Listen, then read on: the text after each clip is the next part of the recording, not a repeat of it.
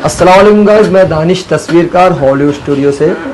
Guys जैसे कि इससे लास्ट वीडियो में मैंने आप लोगों को बताया था कुछ सेटिंग्स के बारे में, how to use DSLR camera, जिसमें लाइक DSLR कैमरा यूज़ कैसे होता है, उसकी बेसिक चीज़ें कैसी होती है, बेसिक सेटिंग्स क्या होती है।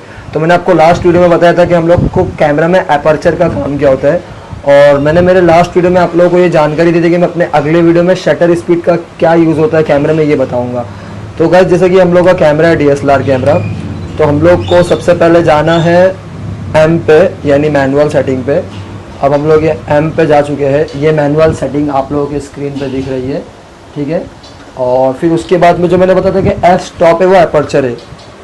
ये 1.1 है ना, 125 जो लिखा हुआ है ये शटर है गाइस, ठीक है।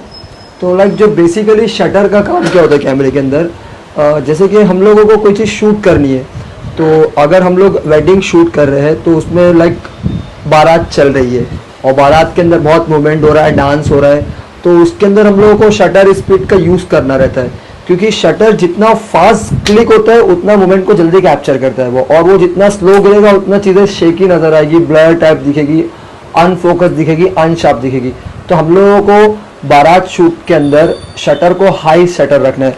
फॉर एग्जाम्पल हम लोगों ने भी शटर को रखा 125 और मैं इसको 180 पे करता हूँ, तो 180 जो शटर स्पीड है वो बारात शूट करने के लिए एकदम प्रॉपर है, क्योंकि बारात के अंदर फास्ट एक्टिविटी चलती रहती है, लोग डांस करते हैं, ढोल बजते रहते हैं, तो वो सब चीज़ कैप्चर करके एकदम फोकस प्रॉपर आना चाहिए। उसके लिए शटर स्पीड को हम लोग को हाई रखना है, जिसमें हम लोग नॉर्मल ISO को 800 पर रख सकते हैं। हम लोग अपने नेक्स्ट वीडियो में ISO पे भी बात करेंगे।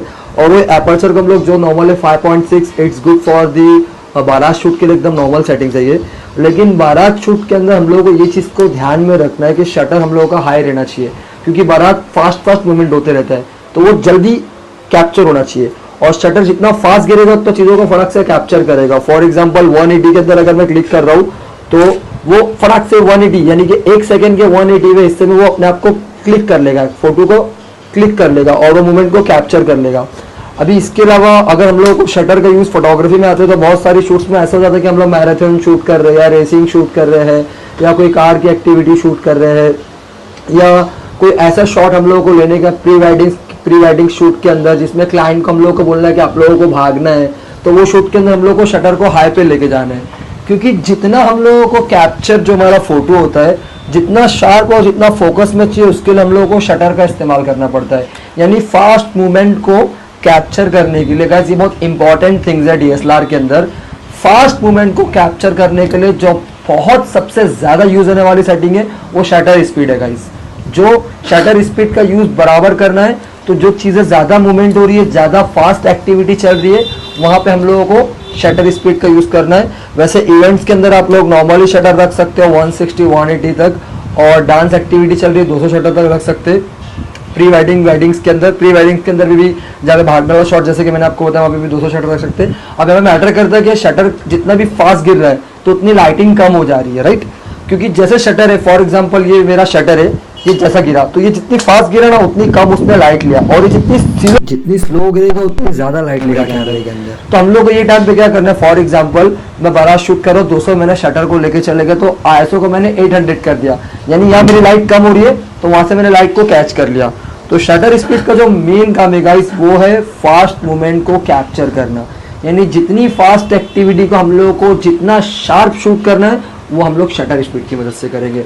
और जैसे गाइस मॉनसून का महीना चल रहा है, इसके लिए मैं आउटडोर में लेकर जाके आप लोगों को वीडियोस दिखा नहीं पा रहा हूँ। अभी मैं जल्द से जल्द max to max 15 to 10 days के अंदर एक वीडियोस डालने वाला हूँ, कुछ जो आउटडोर के अंदर कैसा शूट होता है, इसमें मैं शटर और अपर्चर की बहुत सारी नॉलेज दूंगा।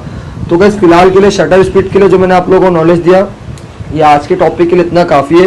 तो जो मेन थिंग थी वो मैं आप लोगों को वापस बता रहा हूँ कि शटर स्पीड का जो काम है बहुत गौर से सुनना गाइज, कि शटर स्पीड का जो काम है बहुत गौर से सुनना गाइज, कि शटर स्पीड का जो मेन काम है वो है मूवमेंट को कैप्चर्स करना, यानी जितनी भी फास्ट एक्टिविटी उसको शार्प दिखाना, फोकस में दिखाना, ये काम शटर का है। शटर जितना फास्ट रहेगा उतना चीज़ें शार्प नजर आएगी आपको, ठीक है गाइज। तो अभी के फिलहाल के लिए शटर स्पीड की नॉलेज के लिए इतना ठीक है। नेक्स्ट वीडियो में इंडोर में बनाने वाला हूँ, उसके बाद मेरे कुछ वीडियोस आउटडोर के आएंगे जिसमें हम लोग नेचर मतलब लाइक नेचर कैसे शूट करते हैं और मॉडल शूट कैसे करते हैं, ये सब शूट्स हम लोग आउटडोर पे मिलेंगे। बारिश की वजह से तो थोड़ा टाइम नहीं मिल पा रहा क्योंकि मानसून में कैमरास को प्रॉब्लम हो जाती है, तो इसी की वजह से रेन की वजह से हम लोग बाहर नहीं जा पा रहे, लेकिन जल्द से जल्द हम लोग दूसरे तीसरे वीडियो में आपको बाहर मिलेंगे, जिसमें बहुत सारी जानकारी और बहुत अच्छी जानकारी आप लोगों को मिलेगी नेचर शूट से रिलेटेड और कपल शूट से रिलेटेड और मॉडल शूट से रिलेटेड, कि आउटडोर में गॉड लाइटिंग्स के अंदर यानी सूरज के लाइटिंग्स के अंदर फोटोग्राफी कैसी करी जाती है। तो गाइज आज के टॉपिक था हम लोगों का शटर के ऊपर। अगर आप लोगों को कुछ कैमरा के अंदर एक्सटर्नल चीज़ों के बारे में जानकारी लेनी तो आप मेरे कमेंट सेक्शन में आके मुझे बोल सकते हैं कि हमको ये जानकारी चाहिए, तो मैं नेक्स्ट वीडियो उसके लिए बना दूंगा। और अब तक के लिए गाइज इतना ठीक है, तो मिलते हैं फिर नेक्स्ट वीडियो में और कैमरा की जानकारी के साथ। जब तक के लिए बाय।